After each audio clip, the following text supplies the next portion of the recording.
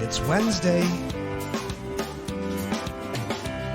It's Mark Pyers. And it's real talk. I was walking down the road today, looking for another way to ease my mind and help my living. It's real talk. It's the daily variety show, Mark Pyers Real Talk. I'm here to help you make smarter moves to amplify your current state. And I'm here with you on Wednesday, day 387 in a row of the Mark Pyers Real Talk show. And I'm here with you to get into some stuff today. We got a couple news stories for you, and we're getting a call in from Jeff Bezos today. How ridiculous is that? The Real Talk show is getting a call from Jeff Bezos today to discuss the issue. I don't know if you heard about this, but his phone was hacked. It's kind of a crazy thing. And we're going to get him on and hear his perspective on it and see, exactly how he's responding to this. Anyway, I'm going to get into a few things. I've got some really, really exciting news for my invention, the BeatSeat. I'm out here playing it for you guys every day. That's the BeatSeat right there. And yes, it's so much fun to play. But I have some really exciting news to share with you guys. We just had an order placed. Huge order. Fairfield Public Schools officially, hold on, let me shut this off. And Fairfield Public Schools officially placed an order for a BeatSeat in every one of their schools. So it's the first district in the nation to completely be covered with BeatSeats. Every music class, special needs, everyone's going to have a BeatSeat. And that's our mission. Our mission is to go out there and to make sure every person knows a BeatSeat exists, first of all. But outside of that, we want to make sure that we have them in the schools. Because everything gets better. Throughout life, technology improves, and even musical instruments improve. What we created, what I invented, is basically the next generation of percussion. Michael, my brother, how are you, my friend? I created the next generation of hand percussion. And whenever something new comes out, it's hard to get the world to realize that there's something better. You have to keep pushing and driving until critical mass takes place. Now, I think that's the hardest thing, is getting to a point to where you actually see momentum taking place without your action. And it's hard because the amount of discouragement you receive in the process, it's a lot, guys. It is a lot to take on. And you have to remain strong. You have to remain strong. Michael, I'm so glad to see you on, my friend. And yeah, I think you have to keep your energy level up. You have to keep yourself at a vibrational level that you can stay above all of the noise. Just think about it this way. The negativity is at a specific vibration. Everything going on around you is at a specific vibration. If you can vibrate higher than that, then none of that is going to bother you. It's just going to be like you have to treat everything like that. Very, very often we are overwhelmed.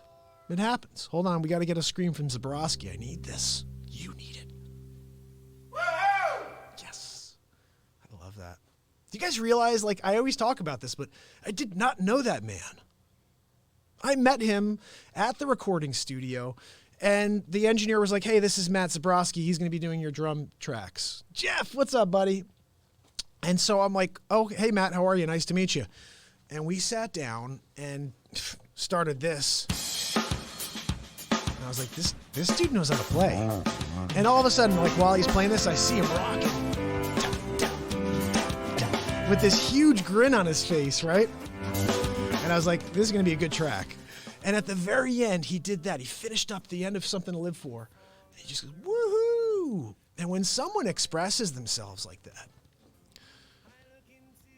he didn't have to. He just felt it. The music brought it out of him.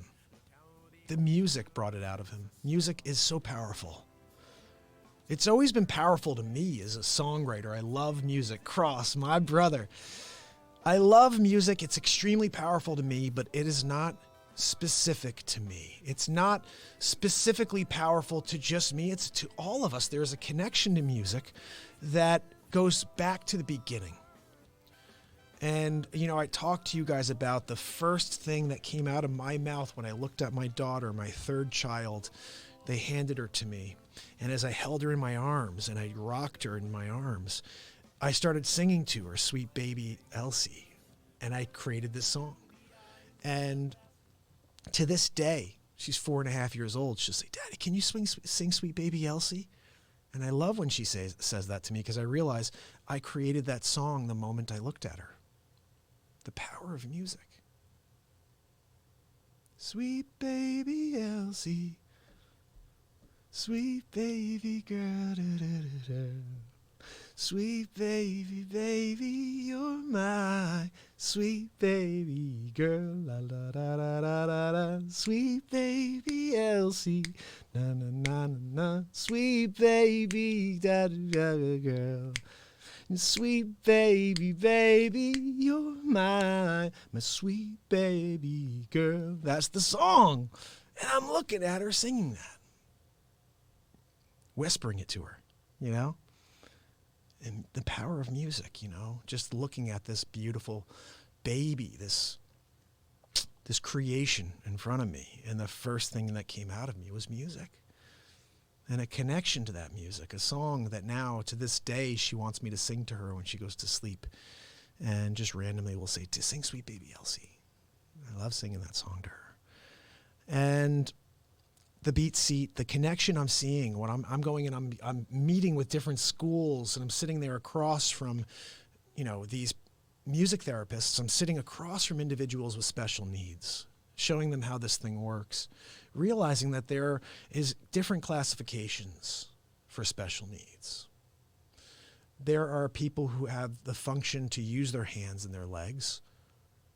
They're able to speak. There's nonverbal. There's so many different types. But the overwhelming reaction to the sounds coming out of the BeatSeat, the whole room smiles. And the reaction when the one, I saw a 17-year-old boy sit on the BeatSeat last week, and every time he kicked it, the smile got wider. Every time he hit it, his smile got brighter. And you could see he was having so much fun, he didn't even want to get up. 2 weeks ago, we sat across from a little boy, a 5-year-old boy who is nonverbal. And he sat on the BeatSeat and was smiling ear to ear and did not want to get off the BeatSeat.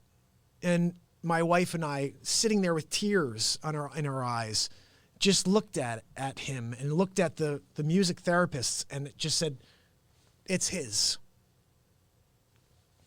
Please take it to your classroom. That's his BeatSeat.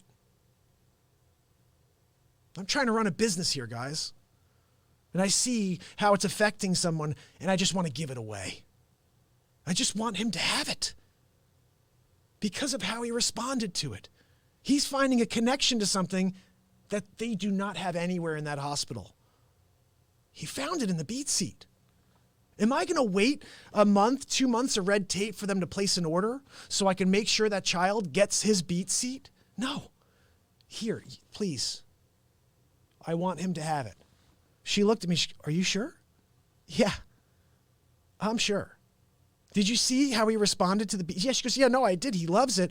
But, the multicolored junior BeatSeat is there at St. Vincent's in Trumbull at their special needs facility. Because we saw how that little boy responded to it. This is small test case, guys. I'm talking about 2-3 things where I'm in the room seeing it. Just imagine when everyone's utilizing the BeatSeat, when they're getting the most out of the therapeutic value. This is just special needs.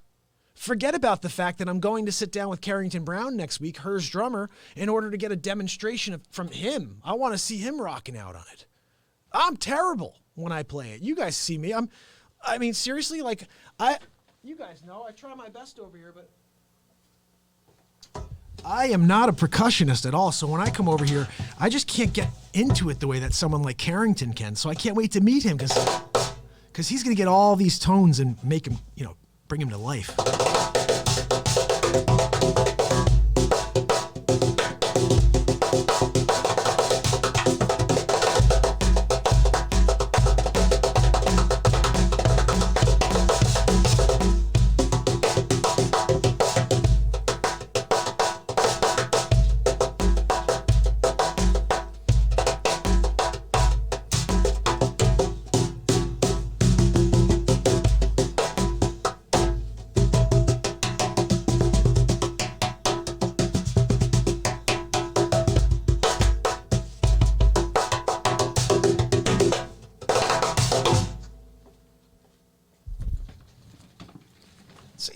don't know how the heck to play the thing, but I have fun on it.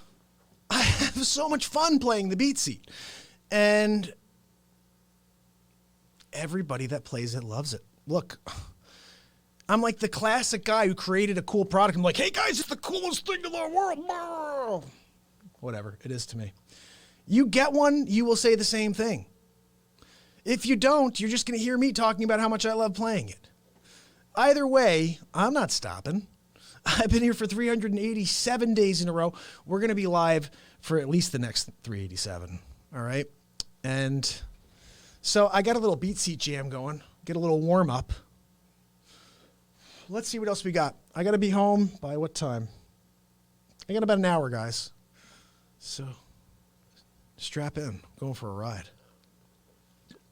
So as I said earlier, Jeff Bezos is calling in today to share his perspective on his... Michael, what's up, my brother?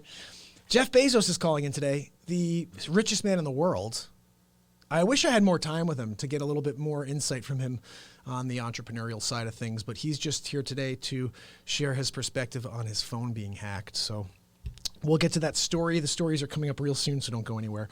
The other thing is BeatSeat news, guys. Fairfield Public Schools, the first district in the USA to have every school with a BeatSeat. Very cool stuff. And I've got meetings tomorrow, this next week. We're going to be just going school by school. I think, look, we start with one, and then everybody needs Beat-Seats. I think we start there. Then we go to School of Rock, go to every music therapist. And then, oh yeah, that's right, musicians. That's a whole other thing. So many, 3 different markets, guys. There's 3 different markets for the BeatSeat. There's never been a drum this versatile, ever. Name one drum besides a drum kit. And even that, you could only do one thing on it. You could only play drums. With the BeatSeat, you could play drums. You could play your guitar and play your BeatSeat with your feet. You have omnitone, 2 snares, the ability to have a sensory drum for anyone with special needs. It's 3 markets, guys. Really pumped about all of that. My brother Michael. So maybe what we'll do is get into the news because I don't have a ton of time today. And then if I do get done a little earlier, I could play you a couple extra songs on the BeatSeat. So here we got, we're going to get into the news. Let's see what we got. This one, we talked about this story a few weeks back, guys. Check this out. The thieves who stole over $66 million painting, the Klimt painting, over 20 years ago, have finally returned it. Whatever form it comes in, following an art heist has a particular kind of thrill. One made all of the more hair-raising when the art is involved and especially valuable and a plot has a twist ending. We got all that and more from a case in Italy involving a stolen Klimt painting that was 23 years in the making.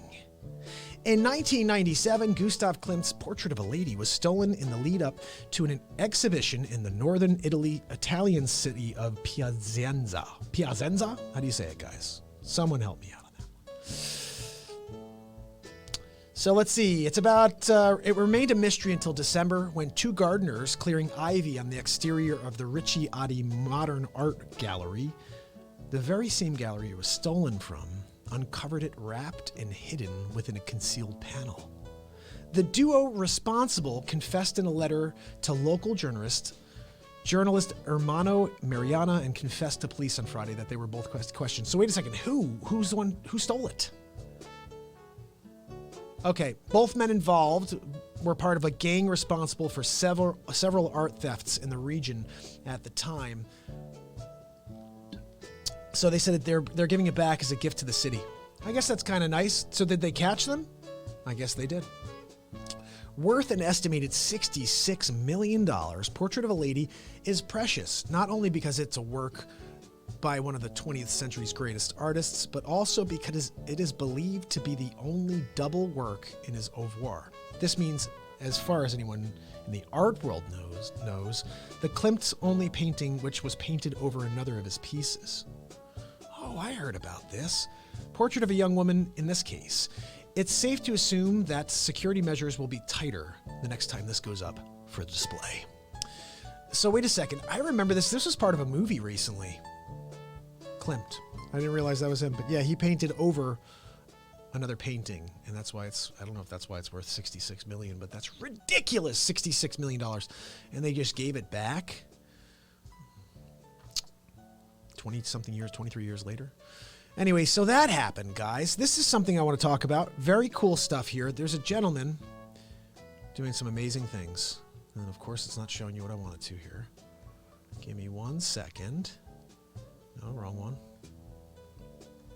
Come on. There we go. All right, so man's traumatic brain injury endows him with the impressive new talent. I can't believe I can do this. Now, this is crazy. Have you guys ever heard about anything like this happening? A 42-year-old man developed incredible artistic skills overnight, and doctors think he has an incredibly rare condition that caused it. Scott Melee told Inside Edition that he was in 3 car accidents within a year, which caused a traumatic brain injury. But one night, when he went to bed, he woke up, and the next morning he suddenly felt completely estranged from his life. He had an overwhelming urge to paint. Cross, you'll like this.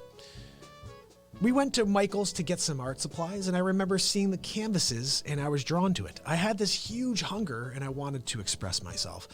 Despite Melee having never picked up a paintbrush before, he seemed to know exactly what to do. I ended up painting every night for like 9 months straight, he told Inside Edition. I was like, I can't believe I could do this. Melee developed an extremely rare condition called acquired savant syndrome. Savant syndrome is a condition where people with significant mental disabilities excel far above average in certain areas. Acquired savant syndrome is different because these savant skills emerge after a brain injury or disease. Even if the person who was neurotypical before never exhibited any interest or knowledge in those subjects or areas of interest. The beauty of it all is that even though I have these dark things going on, I still have this beautiful thing that's helping me get through it, Melee said. Dr. Matt Dole told Inside Edition that there have been 90 acquired savant syndrome cases reported worldwide. Now, this is kind of tied into what we were talking about. Not the mental, getting into a car accident and having a disability that causes you to become a savant. But again, some of us have an internal ancient knowledge just coded into our DNA, something that we understand maybe better than most, and we're able to articulate it better. Maybe even more than the person who went to school to learn the ins and outs of that thing, and you could still articulate it better because it's like water in the ocean. It's natural to you.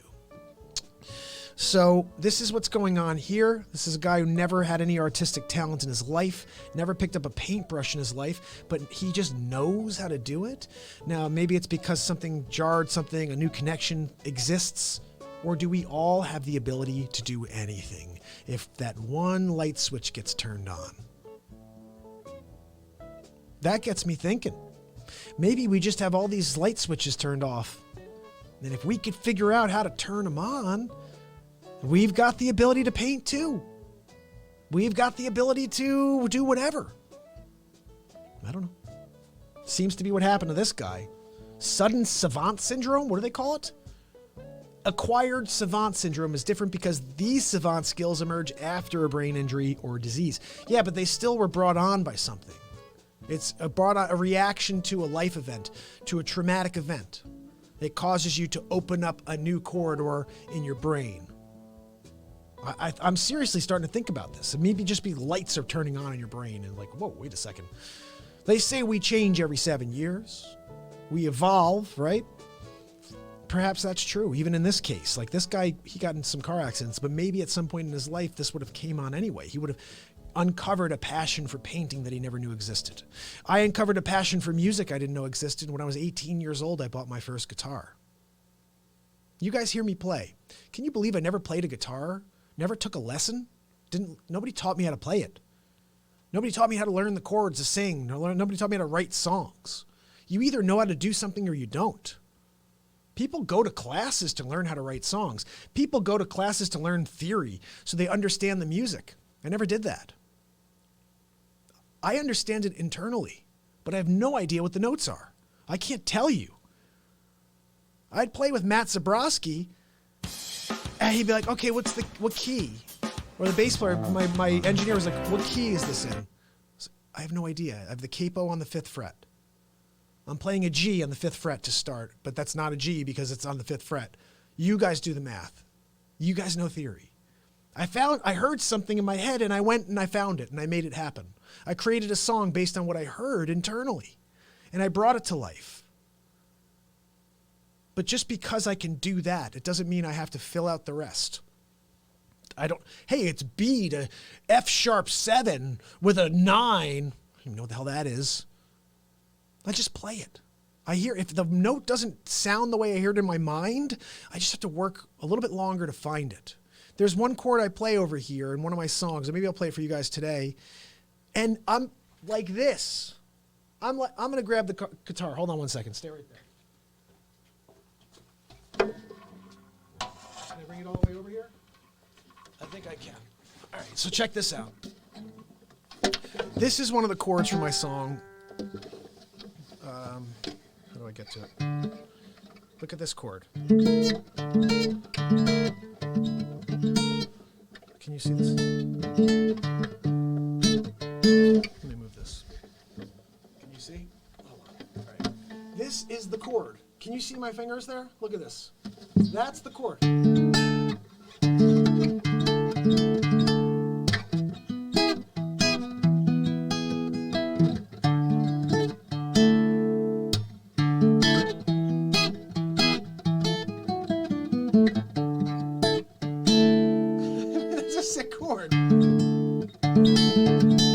But it took me a while to find. I heard the full progression of.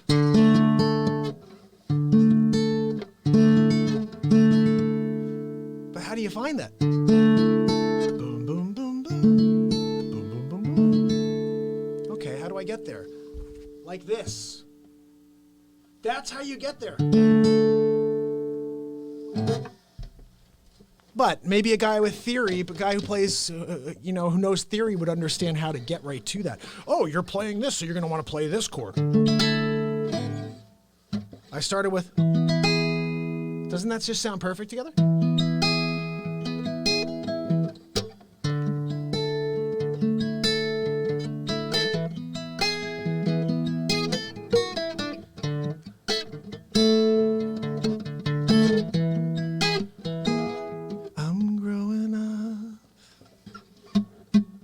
And then this is a cool one too. Just look at, this is what I hear. I find notes and I put them together. Just listen to this progression.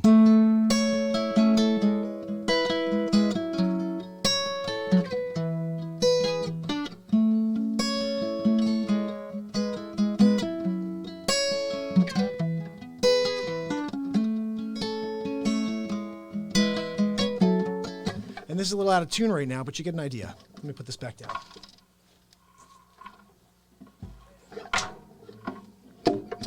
Fall. Don't fall on me, guitar. Nope. All right, she's good. She's good until I grab her again, guys. But bottom line is, you have to be willing to continue to explore, in order to find what you are looking for. And most times, people give up. It's like everything else in life. People start on a path, and as soon as they don't get there, and it takes longer than they expected, they give up. Do you know how many times I could have given up on finding that chord? I remember trying to find that chord. It was like a half hour. I was moving my hand around. I'm like, no, that's not it. Well, maybe if I do this and I throw, no, that wasn't it. It took me a while to find that chord.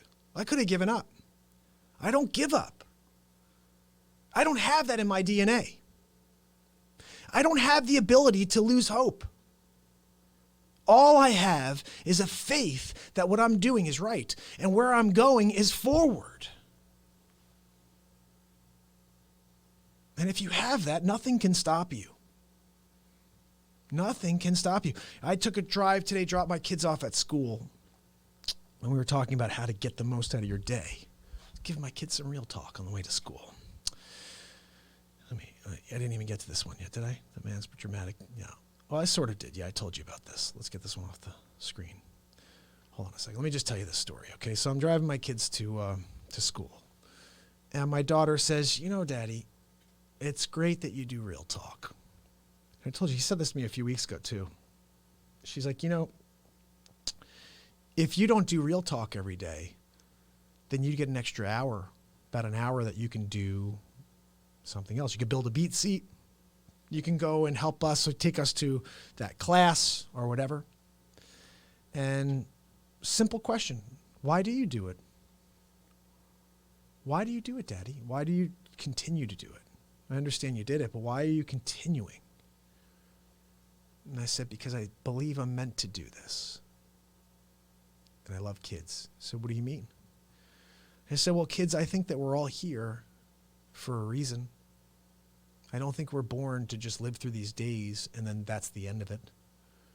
I think we all have a reason for being here, and then we have a mission. And I think I found mine. Mine is to be alive with this world and to try to help this world find some light.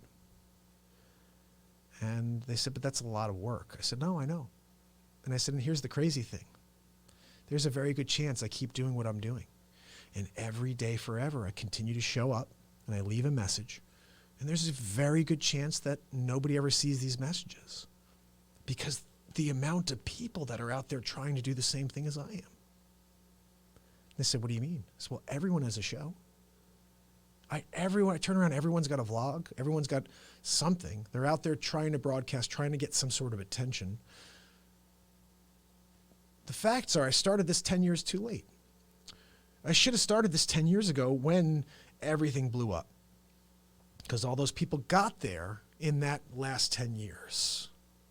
All the people now that I'm following on Instagram and seeing their content show up on Facebook and on YouTube, they've been doing it for 10 years.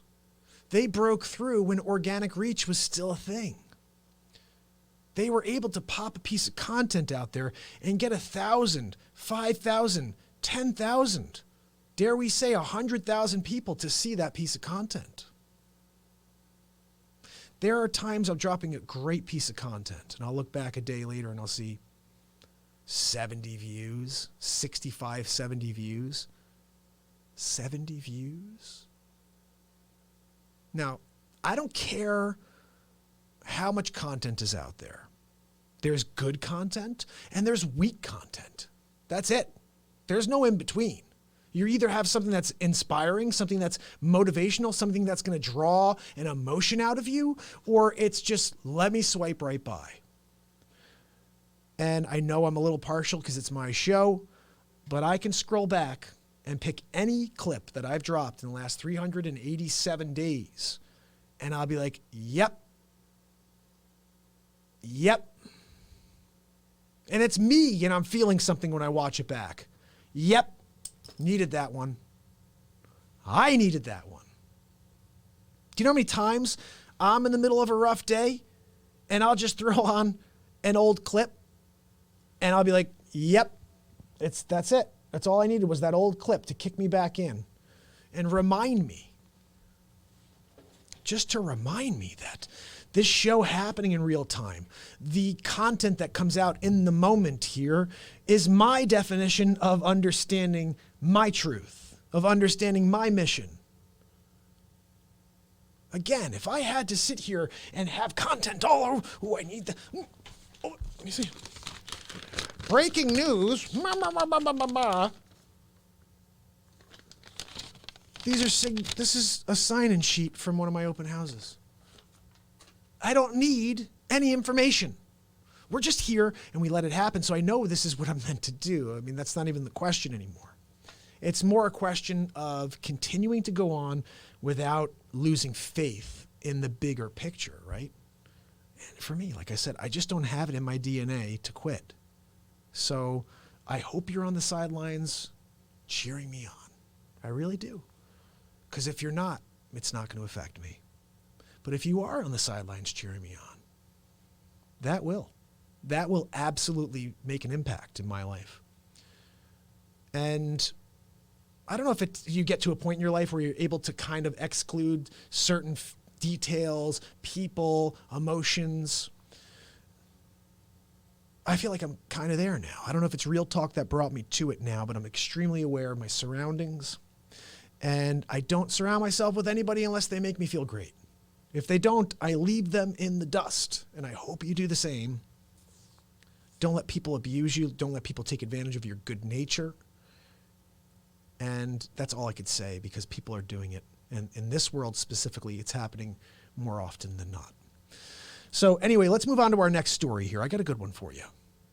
This is actually not a very, this is a scary thing, guys. I'm extremely nervous of what's happening coming around the corner right now. China's coronavirus could have the same death rate as Spanish flu pandemic that killed 50 million people. 50 million. Whew. All right, let's get into this one. Let me get some music on. China's deadly coronavirus may have the same death rate as the Spanish flu, an expert has warned. Deaths from the new virus rose to 17 on Wednesday, with hundreds of cases now confirmed. The previously unknown flu-like coronavirus strain is believed to have emerged from an animal market in central Wuhan City, with cases detected as far away as the U.S. Scares the heck out of me, guys. The Spanish flu pandemic of 1918 is widely regarded as the deadliest in history. And it's believed to have infected around 500 million people worldwide, killing between 20 and 50 million. So here's my question about the Spanish flu pandemic of 1918. We weren't really traveling around the globe that much in 1918, were we? Were we flying and doing the Pan-American, Pan Am's in business, we're going from Florida to... No, we weren't going from New York to anywhere except for intercontinental. And we weren't even flying at that point, were we? Somebody has a knowledge on this, let me know. When did commercial space or air flight take place? I want to say in the 30s. Late 30s when we started actually flying planes, taking people, from here to there. Somebody let me know. Can someone shoot me a note on that? I want to do a quick Google search. When did the first commercial flight take off? Shoot me that note here. I really appreciate that. But Chinese officials have confirmed 440 cases of the new coronavirus strain. And so far, there have been 17 deaths. Based on the existing data, the disease is said to have a 2% death rate. This means that for every 50 people who catch the infection, one will statistically die. To put this into context, around 1 in every 1,000 who develop flu die, giving it a death rate of 0.1%. This 2% is similar to Spanish flu, said Professor Neil Ferguson from the Imperial College of London. Michael, let's see what he said here.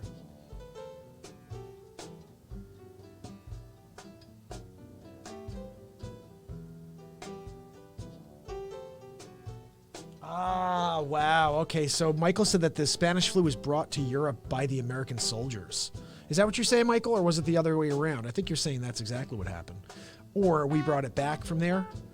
Is that what you're saying?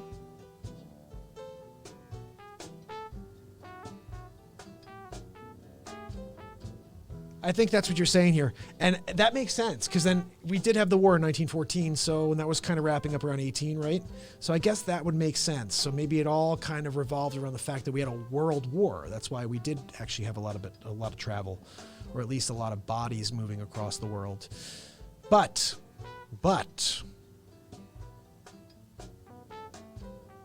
I don't know if there's a but. I think it's just bad news, guys, all around. Seriously? Like coronavirus?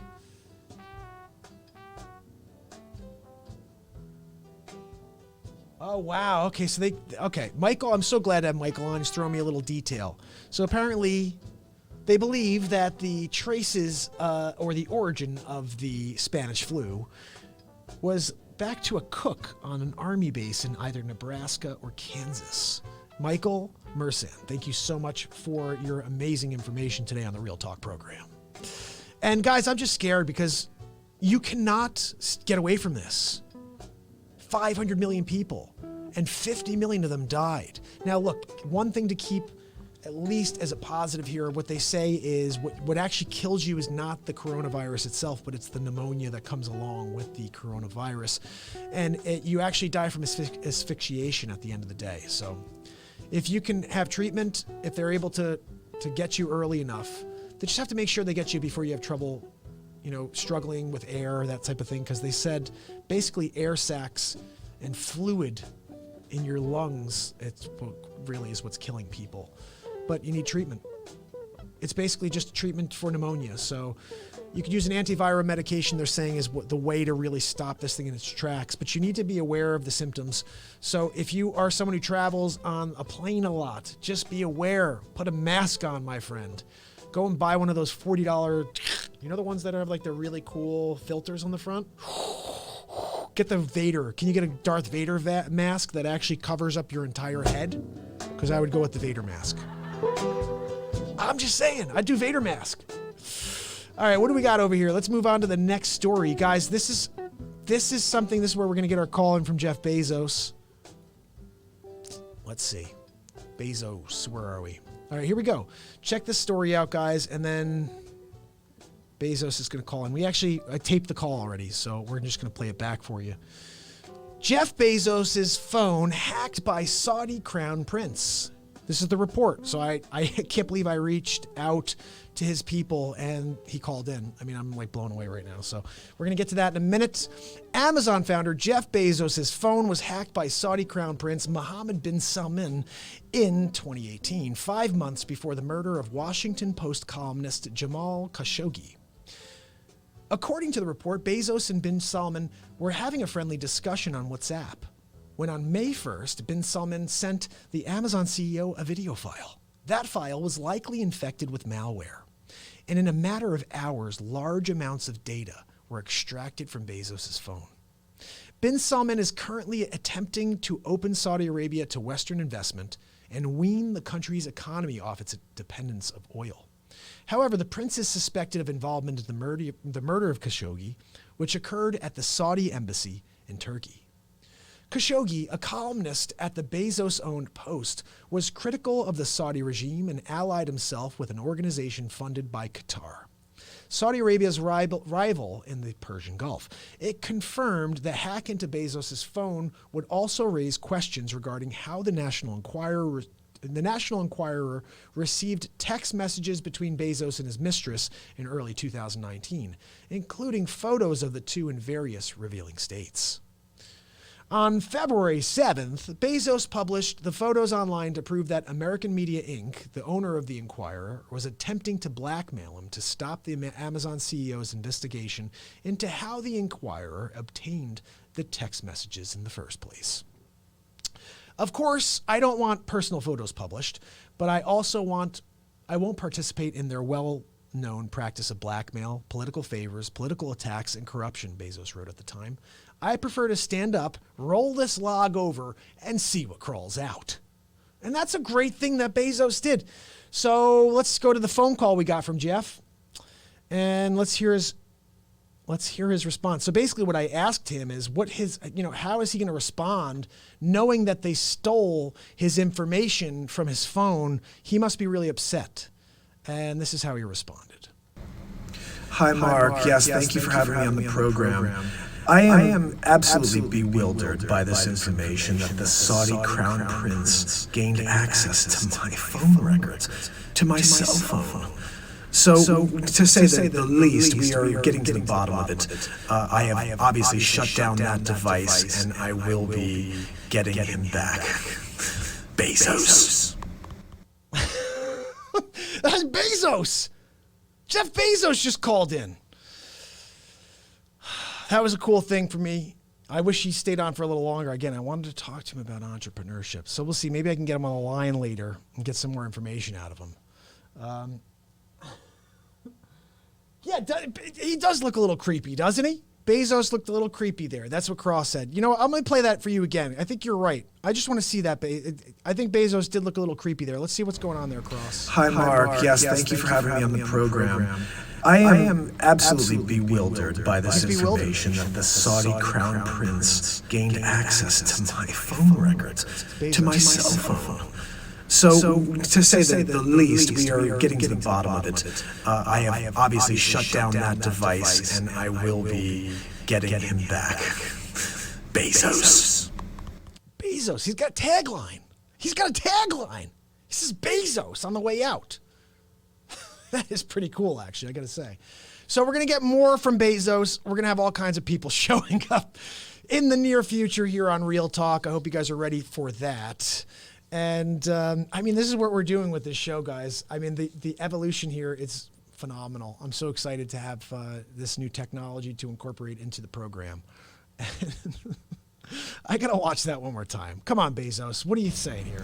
Hi, Mark. Yes, thank you for having me on the program. I am absolutely bewildered by this information that the Saudi crown prince gained access to my phone records, to my cell phone. So, to say the least, we are getting to the bottom of it. I have obviously shut down that device, and I will be getting him back. Bezos. Leave it to Bezos, guys. He's going to get you back. At the end of the day, Bezos will get you back. So I've got all kinds of funny. I had one with Scarface. I got a great one with Trump that I did earlier. And it's just a very quick one. I wonder if there's a way to find it. No, it's still on my phone. It's on TikTok. But TikTok's like all about comedy. So I drop like all this kinds of silly stuff over there. Like no one gets the motivation over there. I drop like great content. And actually, it's interesting. TikTok, there's more organic reach on TikTok than there is on Instagram. There's more organic reach on TikTok than there is on Facebook. So in general, like reaching people, the way to do it right now is through TikTok. And I have a couple friends that are really doing well on TikTok. But again, you have to be willing to change your style. For me, I don't want to do anything different. I'm just showing up and keeping with the Real Talk program, all right? Now, the fact that I can do this now, though, I mean... Hi, Mark. Yes, thank you for having me on the program. I am absolutely bewildered by this information that the Saudi crown prince gained access to my phone records. I'm blown away by it too, Bezos. I'm completely blown away by it. And now the only thing I have to figure out is how can I incorporate that in real time? That's the one thing I'm not really sure how to do yet, because I'd like to somehow be able to like what I was doing the other day, where I'm here and just in the microphone, you see Bezos there, but I'm just doing my thing, you know what I mean? So we're going to work on that. I got some plans, I think, to see if that's possible. I'm going to have my phone for it, though, so Instagram is going to be a problem, because those are my peeps, and my peeps are only able to watch the show if I film the screen. But anyway, I digress. Let's get into a song or two, because I got to get going soon. I got to make sure I'm home. Yeah, I got to get going soon. Let me play you guys a quick tune, all right? By quick, I mean 5 songs. Just kidding. I'm getting a little BeatSeat going for you. You guys ready?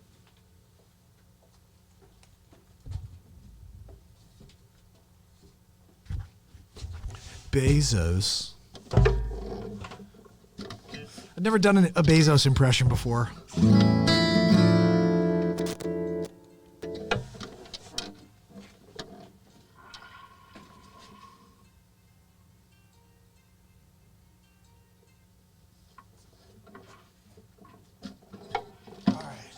Make a phone call back in a few minutes too.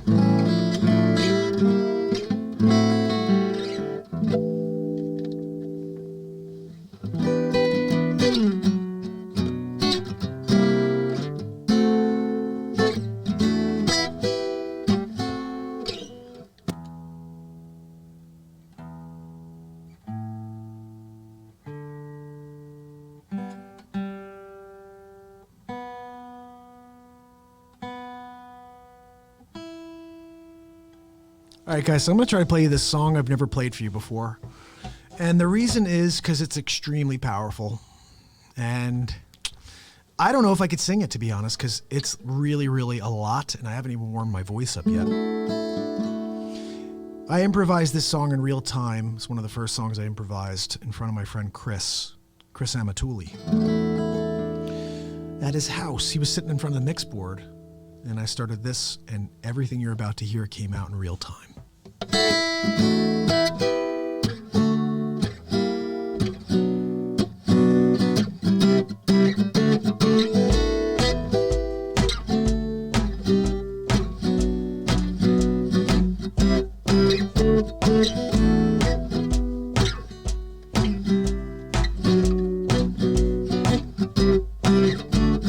Traveling at the speed of light, I spread my wings as I fly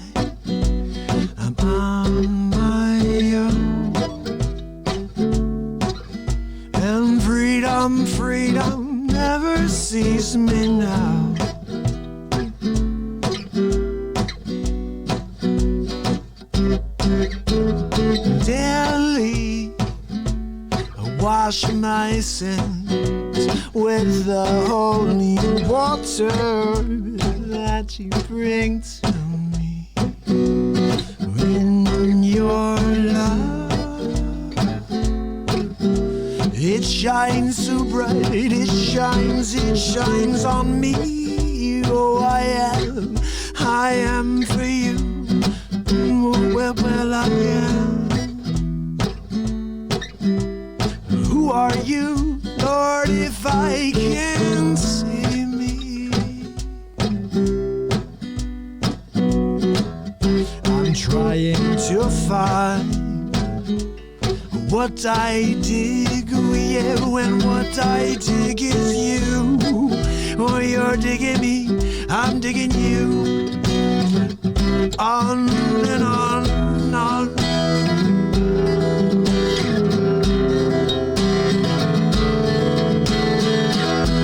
Tomorrow I'm out. Well, I'm out on you. And you are nothing, and you'll get nothing from me. My eyes are in my head. On and on and on.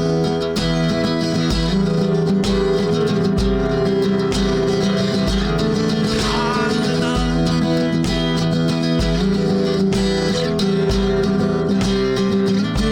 Oh, will I sing?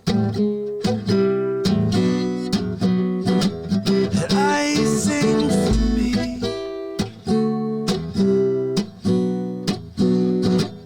and I sing for you. Na, na, na, no, no, no, no, no.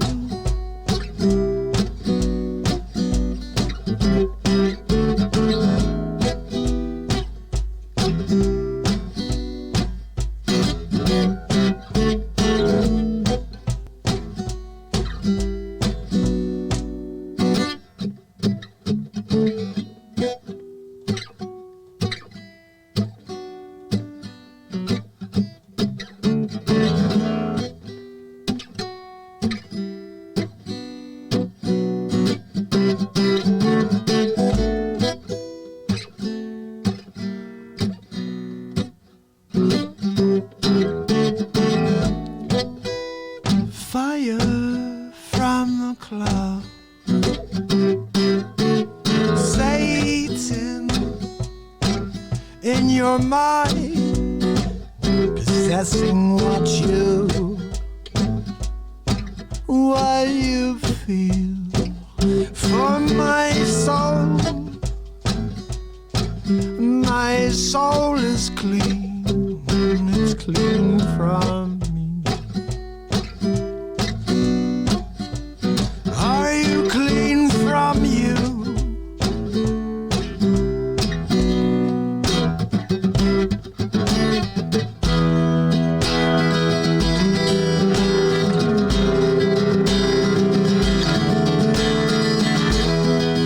Tomorrow I'm out. Well, I'm out on you.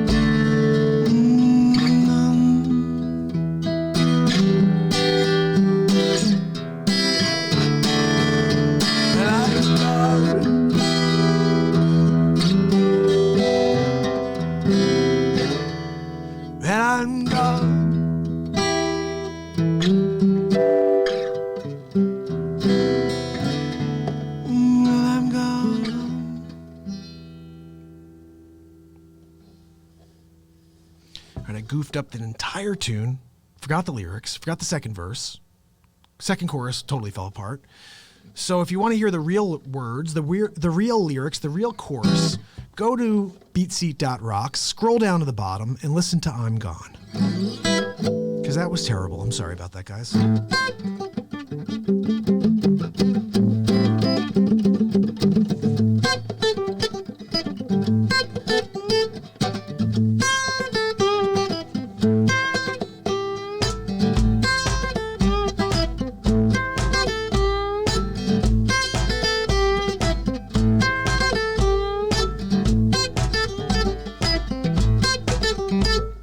That's right, mama. That's right for you. That's right, mama, baby. Any way you do, that's alright. That's alright. That's alright now, mama. Any way you do.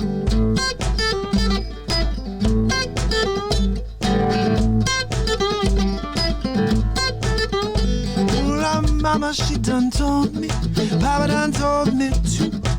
Son, that girl you fooling with, she ain't no good for you. That's alright, that's alright, that's alright now, mama. Any way you do.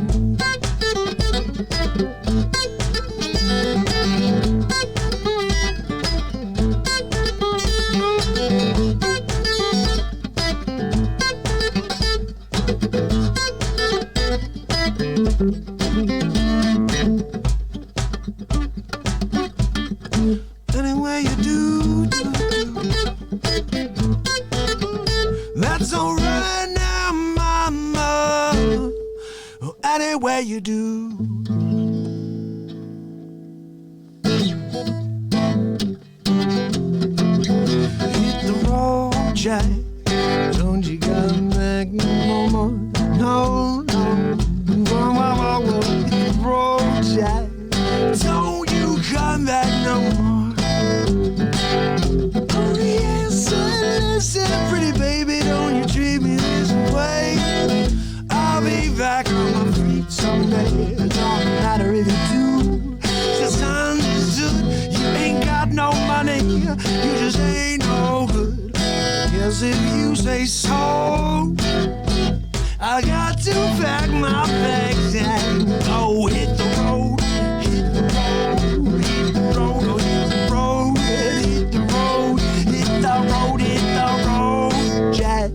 Don't you come back no more. Well, of course, until tomorrow's episode of Real Talk, which is going to be day 388, we're going to get down with you.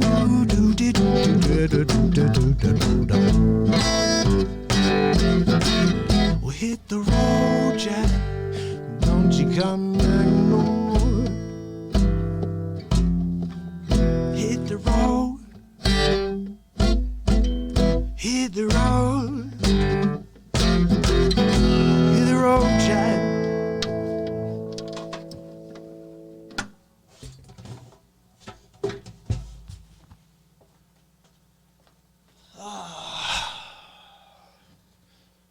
Hey guys, off day for me musically. Sorry about that. But that's what's bound to happen from time to time. You put it out there. Sometimes it's going to be good. Sometimes it's not going to be good. All right? But if you don't go and you don't try, you never learn and you never get better.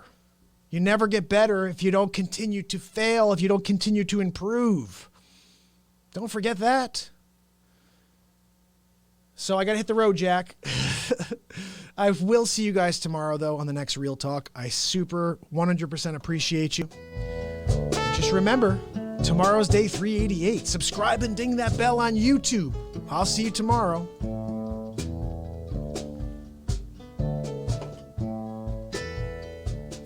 It's Mark Pyers, and it's Real Talk. I'll see you tomorrow.